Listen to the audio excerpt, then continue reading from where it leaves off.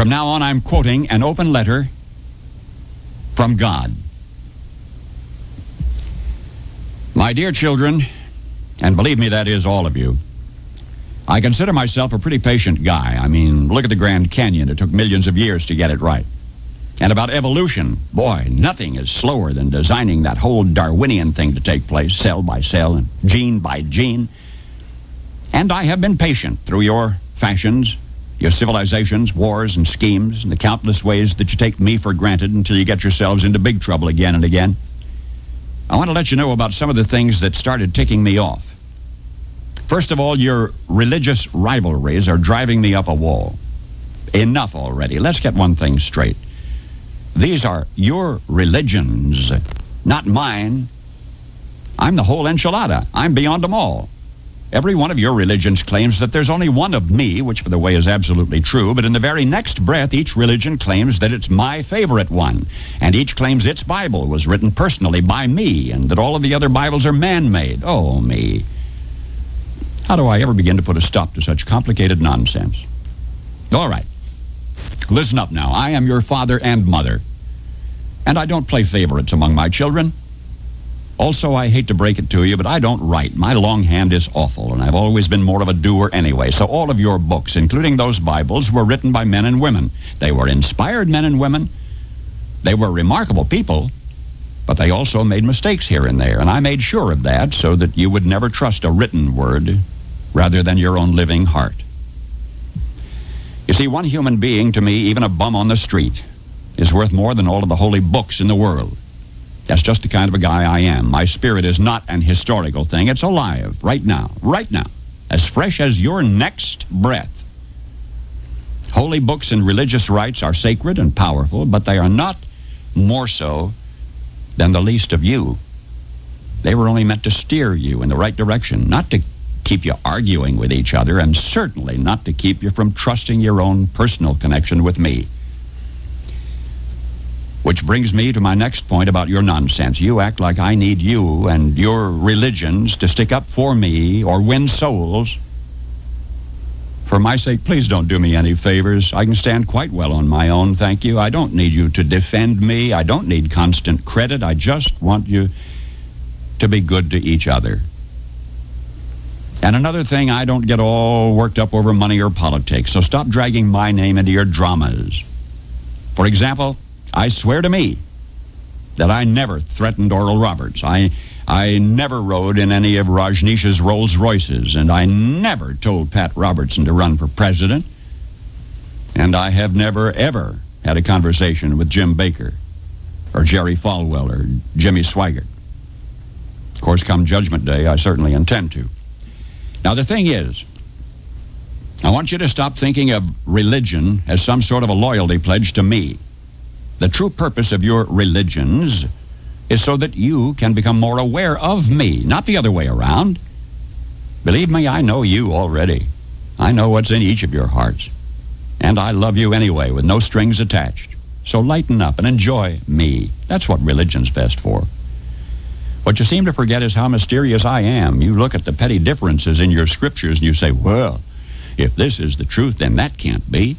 But instead of trying to figure out my paradoxes and unfathomable nature, which, by the way, you never will, why not open your hearts to the simple common threads of every religion? You know what I'm talking about. Play nice with each other. Love and respect everyone. Be kind. Even when life is scary or confusing, take courage and be of good cheer, for I'm always with you. And learn how to be quiet so that you can hear my still small voice. I don't like to shout. Leave the world a better place by living your life with dignity and gracefulness. For you are my own child. Hold back nothing from life. For the parts of you that can die surely will, and the parts that can't won't. So don't worry. Be happy. I stole that last line from Bobby McFerrin, but who gave it to him in the first place? Simple stuff now. Why do you keep making it so complicated? It's like you're always looking for an excuse to be upset. And I am very tired of your main excuse. Do you think I care whether you call me God or Yahweh or Jehovah, Allah, Wakatonka, Brahma, Father, Mother, even the void of Nirvana. Do you think I care which of my special children you feel closest to? Jesus, Mary, Buddha, Krishna, Muhammad, or any of the others? You can call me and my special ones any name you choose, if only you will go about my business of loving one another as I love you. How can you keep neglecting something so simple? No, I am not telling you to abandon your religions. Enjoy your religions. Honor them. Learn from them. Just as you should enjoy, honor, and learn from your parents.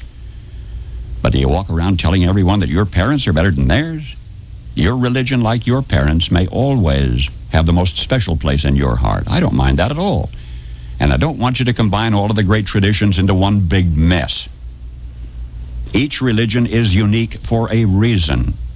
Each has a unique style so that people can find the best path for themselves. But, my special children, the ones that your religions revolve around, all live in the same place, in my heart. And they get along perfectly, I assure you. The clergy must stop creating a myth of sibling rivalry where there is none. My blessed children of earth, the world has grown too small for your pervasive religious bigotries and confusion. The whole planet is now connected by air travel, satellite dishes, telephones, fax machines, rock concerts, diseases, and mutual needs and concerns. Get with the program. If you really want to help me celebrate the birthday of my son Jesus, then commit yourselves to figuring out how to feed your hungry and clothe your naked and protect your abused and shelter your poor. And just as important, make your own everyday life a shining example of kindness and good humor. I've given you all of the resources you need if only you abandon your fear of each other and begin living and loving and laughing together. Finally, my children everywhere, remember whose birthday you honor on what you call Christmas Day, December 25, and the fearlessness with which he chose to live and die. As I love him, so do I love each of you. Now, I am not really ticked off. Not really. I just wanted to grab your attention because I hate to see you suffer. But I gave you free will.